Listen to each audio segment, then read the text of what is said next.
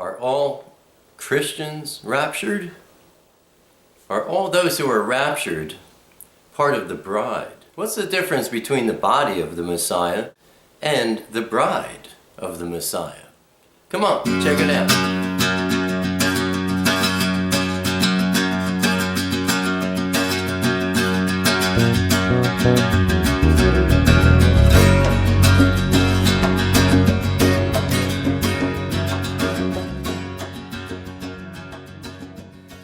Shalom, my friends.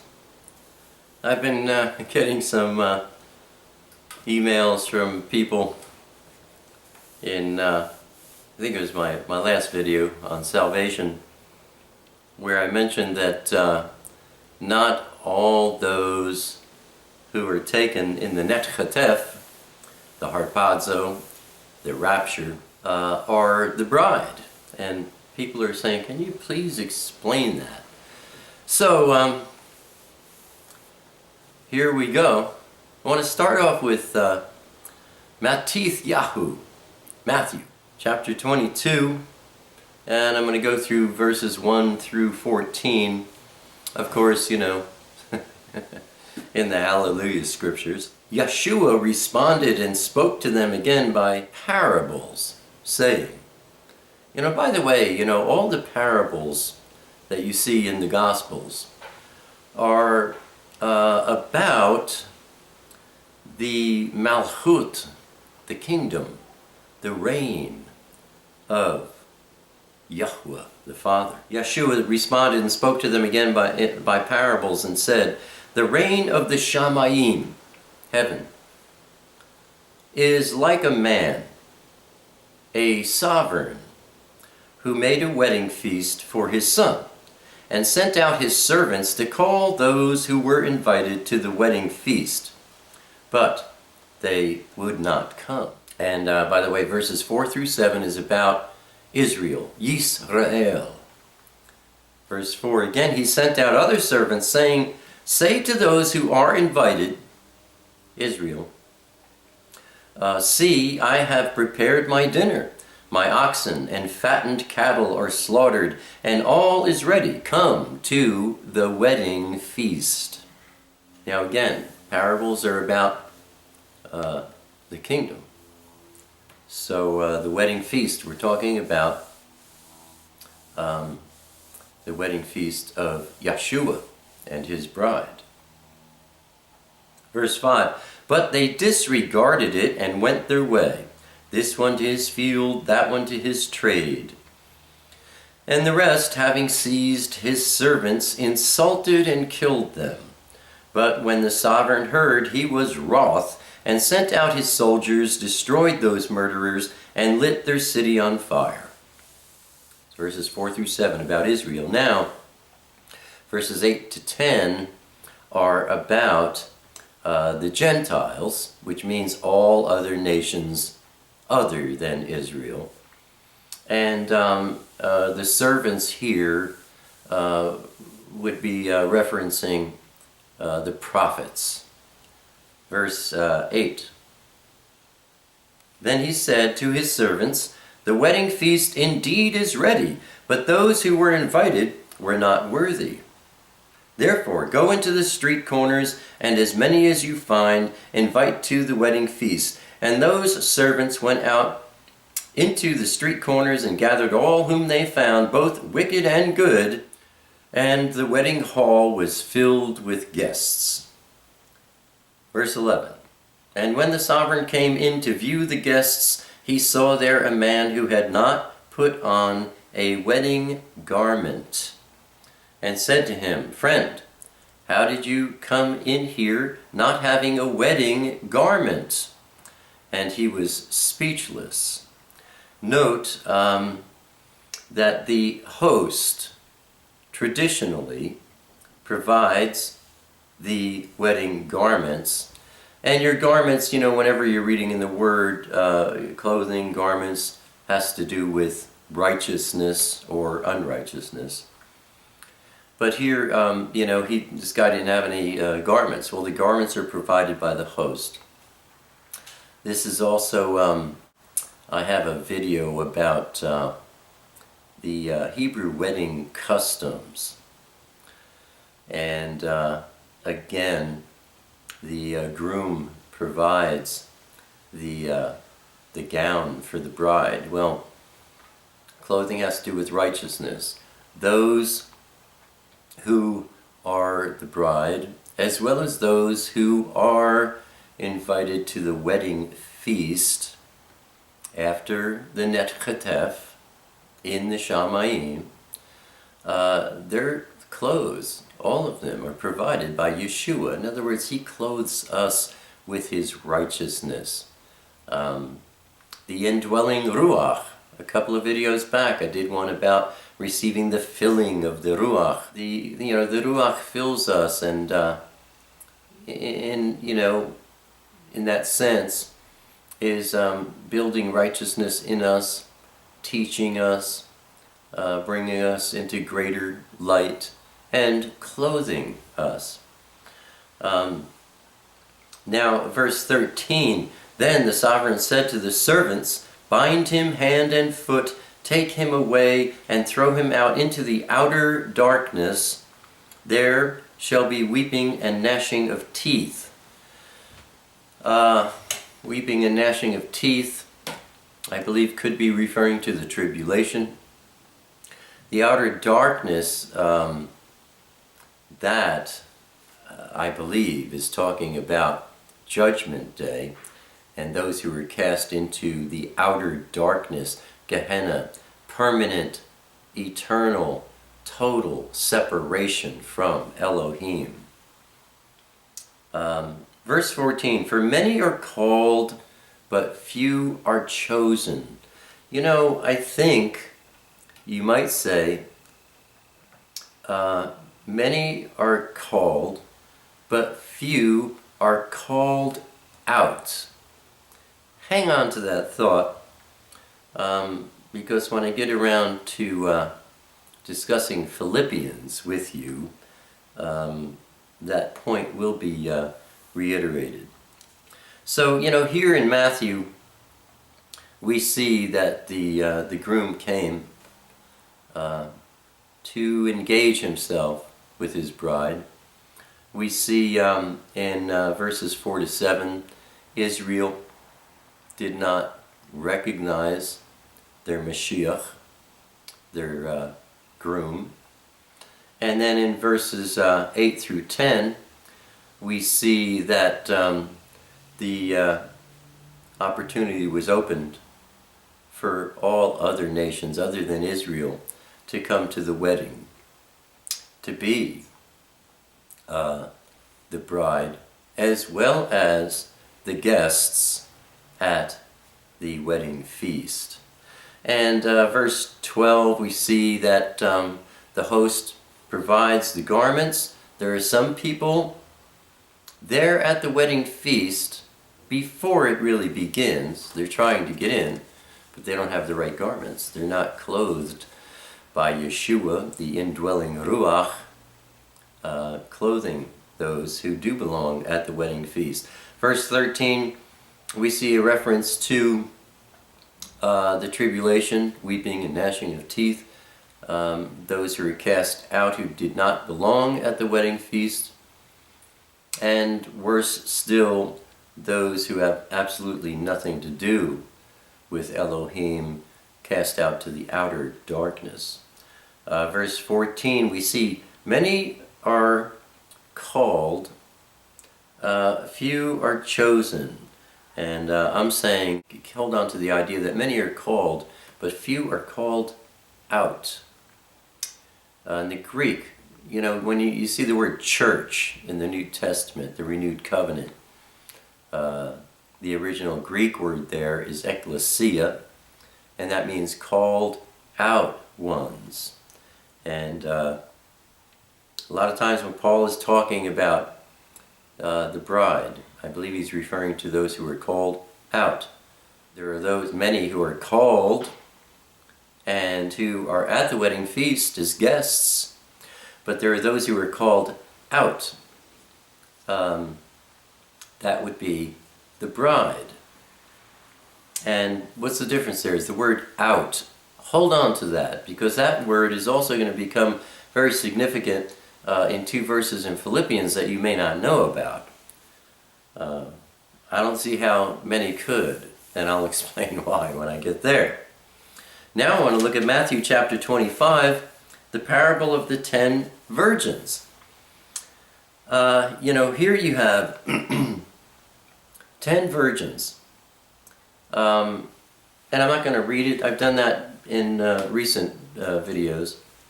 But the point being that you have 10 believers who they want to meet the Mashiach, the groom. They know he's coming.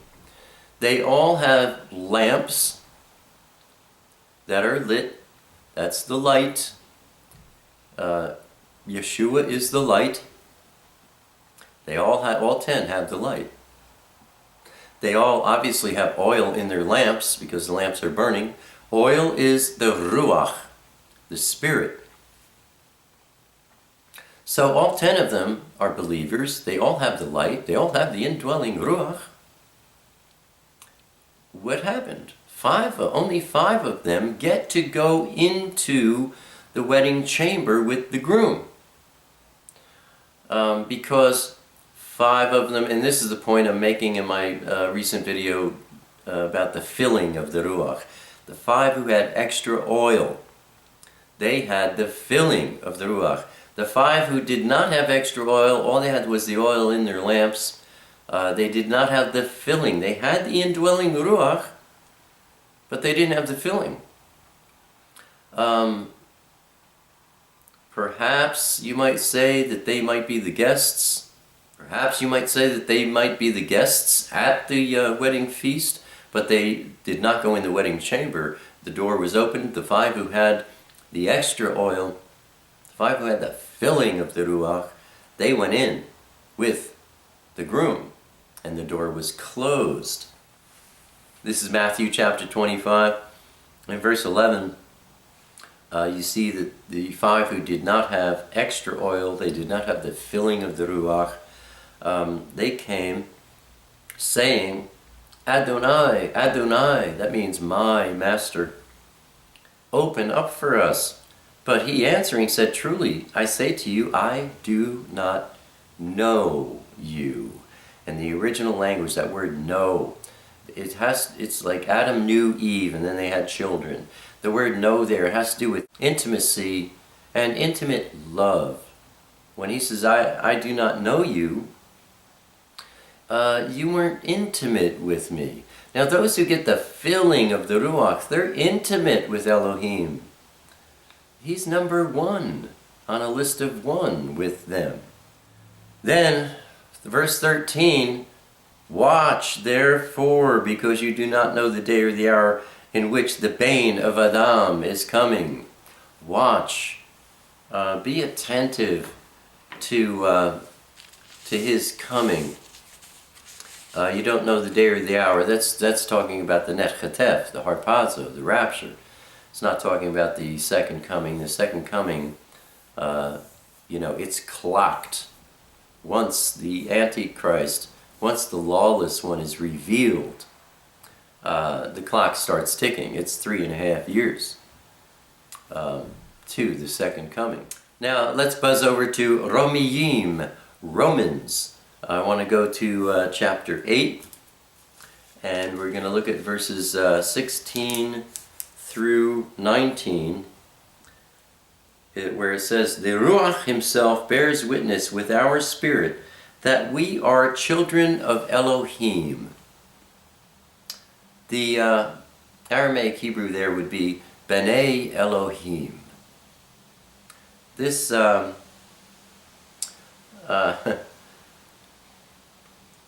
this is something very, very powerful.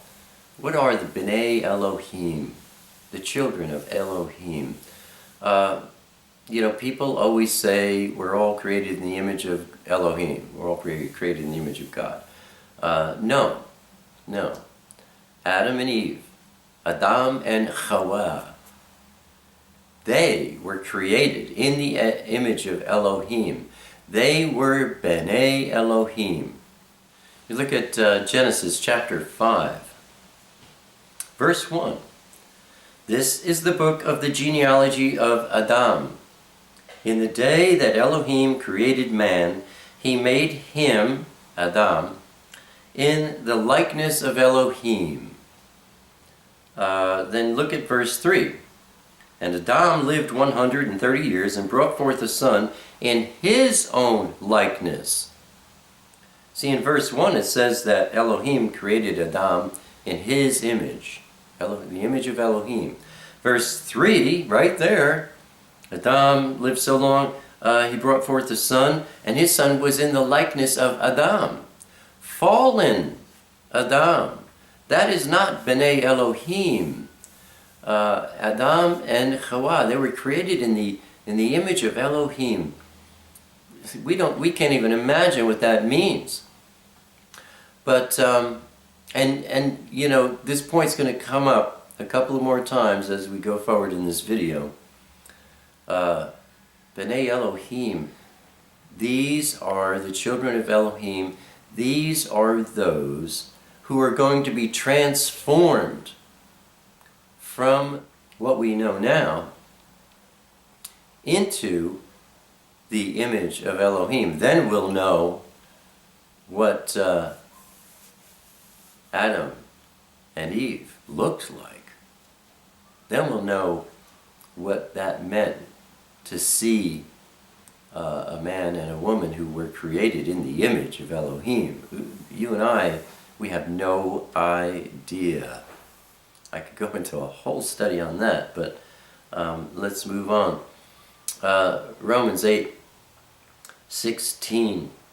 The Ruach himself bears witness with our spirit that we are B'nai Elohim. If you are B'nai Elohim, your spirit will know it, because the indwelling Ruach bears witness with your spirit that you are B'nai Elohim. Verse 17, and if B'nai, if children, also heirs, truly heirs of Elohim, and co-heirs with HaMashiach, if there's a condition here. But before I even go into that, you know, also heirs, truly heirs of Elohim, and co-heirs with HaMashiach, we can't imagine what that means. It's beyond our wildest dreams. But it's conditional. If indeed we suffer with him, in order that we also be exalted together. For I reckon that the sufferings of this present time are not worth comparing with the esteem that is to be revealed in us. Again, my friends, listen to those words. We have no idea what. I got to bounce over to Yochanan 1, 1 John chapter 3, verse 2. Beloved ones, now we are children of Elohim. There it is again. B'nai Elohim. And listen to this. I mean, receive this. When I read this the first time, I don't know how long ago it was, it knocked me off my feet. It has not yet been revealed what we shall be. B'nai Elohim. It has not yet been revealed what that means to be B'nai Elohim. The angels have no idea. The messengers have no idea. Nobody knows. It's not yet been revealed. The Father, Yeshua, the Ruach, they know. But it's not yet been revealed what that means. Again, it's the same, you know, like I was saying, you're co-heirs with HaMashiach. Are you kidding? What does that mean? Well, it's not yet been revealed. There is something really marvelous that many have not considered. We could also look at 1 Corinthians, Corinthiim. Which way do I want to go here? 1 Corinthians, Corinthiim 1, chapter 2 and verse 9. But as it has been written, the eye has not seen, and the ear has not heard. Now, it's not just your physical ears. If you read my book and watched that video that I talk about in my book, you know, hearing. Belief comes by hearing. And hearing comes by the meltah.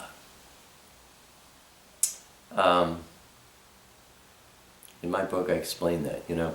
There's this says the ear has not heard. It's not just, you know, our physical ears, you know, we hear the beauty of birds and music, whatever. No, the spiritual ear has not yet heard. The eye has not yet seen. Not just talking about your physical eyes, but your spiritual eyes has not yet seen. Nor have entered into the heart of man what Elohim has prepared for those who love Him, for those who know Him, for those who are intimately involved with Him, for those who have made Him number one on a list of one. It has not entered into the wildest imaginations of anyone. This is something, again, it's not yet been revealed. There's something very special going on that no one's considered, no one is able to consider. Where were we? Verse 18, for I reckon that the sufferings of this present time, I'm back in Romans chapter 8, verse 18, the sufferings of this present time are not worth comparing with the esteem that is to be revealed in us. You see what I'm saying here? There's something that has not yet been revealed, and it is going to be beyond belief, beyond imagination. Verse 19, for the intense longing of the creation eagerly waits for the revealing of the sons of Elohim, for the revealing of the B'nai, all of creation, plants, animals, everything that lives on this earth is longing and eagerly waiting for the revealing of B'nai Elohim. Has not yet been revealed. Even the plant life knows this. Now, you know, they're not conscious, but they're longing and they're waiting. Even a plant, what does that mean? You know, you can meditate on that and you know, even plants are more than we know. But again, this is a conditional reward that's being talked about here in Romans 8, verses 16 through 19. It's a conditional. If B'nai Elohim. It's, again, you know, this is a conditional reward which not all will receive. And, you know, that's what I was getting at in my last video, where I said, you know, not all those who were taken up in the Netchatef, the Rapture, are going to be the bride. It's a select group out of there. And that's really, I think, really pointed out in Philippians. But I want to show you all these other places where it is talking about these things. That the body of Mashiach and the bride of Mashiach are not synonymous. Now, go over to Philippians. Philippiim, chapter 3, verses 10 and 11. Now, if you're looking, or if you're reading with me in the HalleluYah Scriptures, you are looking at the only English translation in the history of the world that has ever gotten this right. Every other English translation, King James, NIV, I don't care what it is, any English translation you're looking at, in verses 10 and 11, you are going to see the word resurrection. In verse 10, the word resurrection is accurate. And they're translating from the Greek word anastasis. Now, why they've ignored the fact that in verse 11, where all the other English versions other than the HalleluYah Scriptures, they repeat the word resurrection again. But in the original Greek that they all were translating from, it's not the word anastasis, it's ex-anastasis. And I can only imagine that because they didn't understand what the word was saying,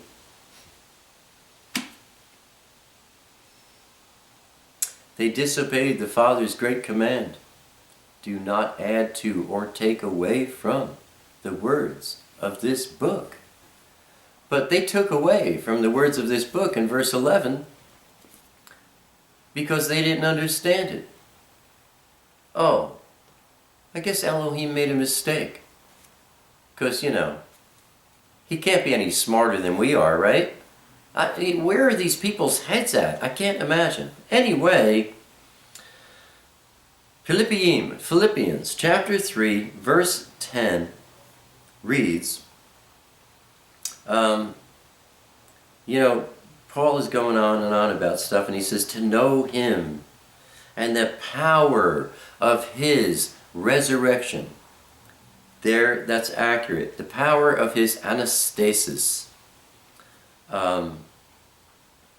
And the fellowship of his sufferings. Once again, he's talking about the sufferings that were mentioned in Romans chapter 8 that I just covered.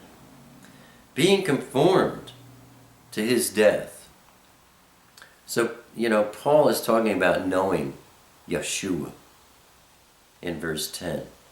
And the power of his resurrection, what the Father did when he rose Yahshua from the dead for the first time in the history of mankind. Someone was raised from the dead and transformed. Paul's talking about that. And adding to it also to know the fellowship of his sufferings. Fellowship, I talked about this, I think it was in my last video about salvation.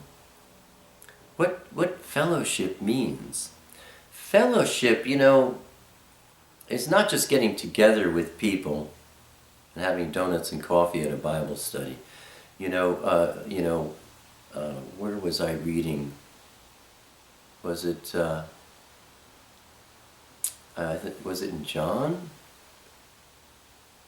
Or was it something Paul wrote in my last video where I was talking about, he says, I write these things to you, beloved, so that you might have fellowship with us. And I was pointing out, I said, look at what this is saying. I believe it was Shaul, Paul. He was saying, so that you might have fellowship with me. He's talking to you and me, that the fact that you and I can fellowship with Shaul, Paul, right now, by reading what he wrote and him sharing with us, as we're doing right here, right now, reading what Paul wrote about knowing Yahshua and the power of his resurrection, and the fellowship of his sufferings. We're fellowshipping with Paul right now by reading what he wrote. and considering what he felt and meditating on what he's trying to convey to us. That is fellowship. And now here he's talking about to know the fellowship of Yeshua's sufferings. To know the fellowship of Yeshua's sufferings. How do you do that? By sitting with Yeshua and listening to him talk to us and share with us the sufferings that he experienced. That's having fellowship with his sufferings. Or by reading the Word and seeing the sufferings of the Father with Israel, you know, his widow. He loves her. He loves Israel so much. I mean, there are times where I read passages in the first covenant that make me weep, because you see how much the Father loves Israel, and how, you know, he calls her his widow, you know, because, you know, as far as she's concerned, he's dead. I mean, he had sufferings with his wife. Yeshua had sufferings with his. And we can read about those sufferings in the Word, and during those times where we're really receiving his Word, we are knowing the fellowship of his sufferings. And this is what Paul is talking about here in verse 10. But verse 11, in the HalleluYah Scriptures, it reads, if, again, here's this condition, if, and then look at the next word, somehow. Like, he can't even imagine how. And it's like, if, maybe, if somehow, I can't even imagine how, I, Shaul talking, might, maybe, attain to the resurrection out from the dead. Now, you know, the HalleluYah Scripture is the only one who says resurrection out. They all say the resurrection of the dead. And I'm not even satisfied with this interpretation, to be honest with you. Because the word there in verse 11 is ex anastasis, which means out of the resurrection. And I would interpret verse 11 as saying, if somehow I might attain to this event that can only be described as those being taken out of the resurrection. Resurrection. Rapture, harpazo, Netchatef, all synonymous. The resurrection, the first resurrection, is Yeshua being raised from the dead, and the Netchatef. That is all the first resurrection. And so here Paul is talking about if somehow, if somehow, I can't even imagine how, I might, maybe, possibly attain to those who are taken out of the resurrection. What's he talking about there? And, you know, let me go on. Not that I have already received or already been perfected, but I press on to lay hold of that for which Mashiach, Yeshua, has also laid hold of me. Brothers, believers, I do not count myself to have laid hold of it yet, but only this, forgetting what is behind and reaching out for what lies ahead, I press on toward the goal for the prize. What prize? Of the high calling of Elohim in Mashiach, Yeshua. This prize he talks about in verse 14. I think that's what he's talking about, the ex anastasis, those who were taken out of the Netchatef. the difference of those who are called and those who are called out. The difference between, believers who get raptured and attend the wedding and the feast, and those who don't.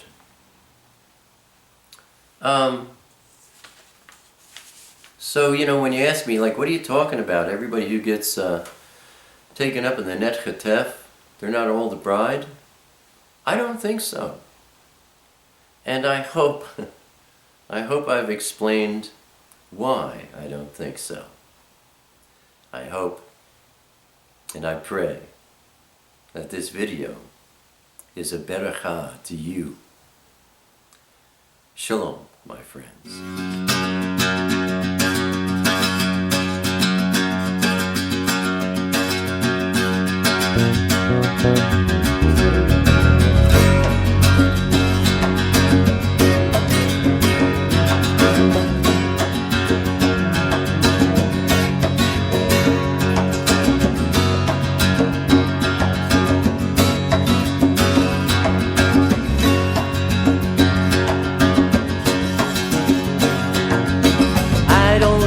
Crowded rooms, I need more space than I consume.